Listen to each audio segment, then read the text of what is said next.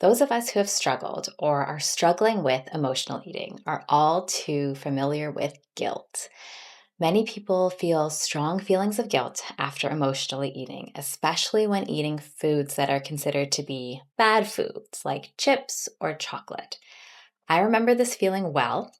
I would set out to eat healthy, and then by late afternoon or evening, I would snack on some chips or chocolate, and I would be really hard on myself for breaking away from my healthy eating plan. Interestingly, that guilt I felt after eating made me feel just so miserable that it would just make me eat more, and it prolonged the emotional eating moment.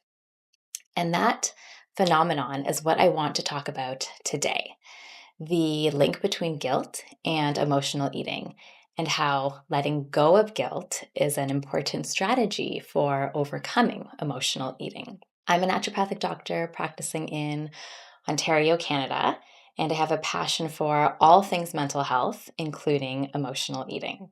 Research has shown that guilt often precedes episodes of overeating for those who have issues with their relationship with food. So, this leads to the question, could guilt potentially be fueling emotional eating? We think of guilt as helpful for motivating us to have healthy habits and do hard things, but research has shown that guilt is usually not useful for motivating someone to eat well.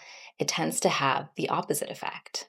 It makes you feel less in control and really demoralized, which can make it harder to eat well in the long term.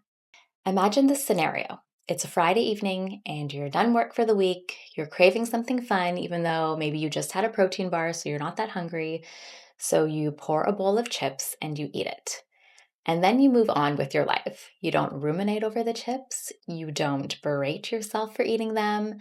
You don't vow to never eat them again. You just eat them and forget about it, and you carry on and have whatever next meal you were originally planning to have.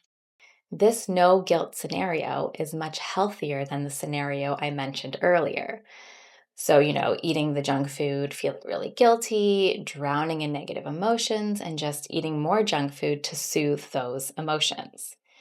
After years of working on this, I'm now at a point where I can eat something and just move on and not let the guilt derail me. But I'm not fully immune to slipping back into my old ways. When I had my babies, I gained weight, so I would catch myself scolding myself more often for eating sweets or whatever. And every time I was hard on myself, it would just lead to more emotional eating. I had to remind myself that the sooner I let go of the judgment around a particular meal, the sooner I can just move on with my day and not let emotional eating derail or take over the whole day. So, how do you get rid of guilt after eating? I find it's helpful to really try to look at each meal as an isolated moment in time or chapter.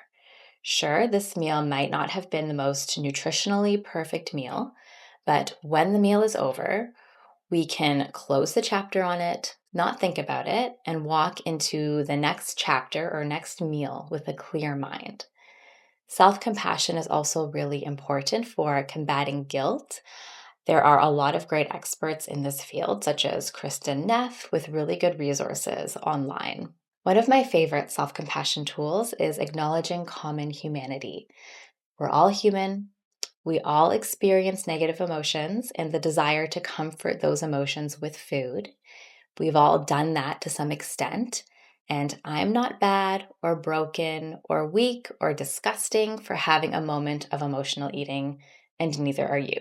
As always, there is so much more to say on this topic, but let's leave it at that for now.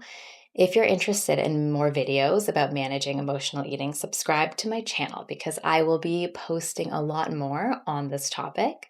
Leave any questions or comments below.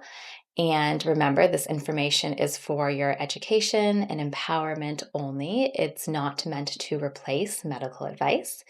Please talk to your healthcare providers about any mental or physical health concerns that you might have. Thank you for listening.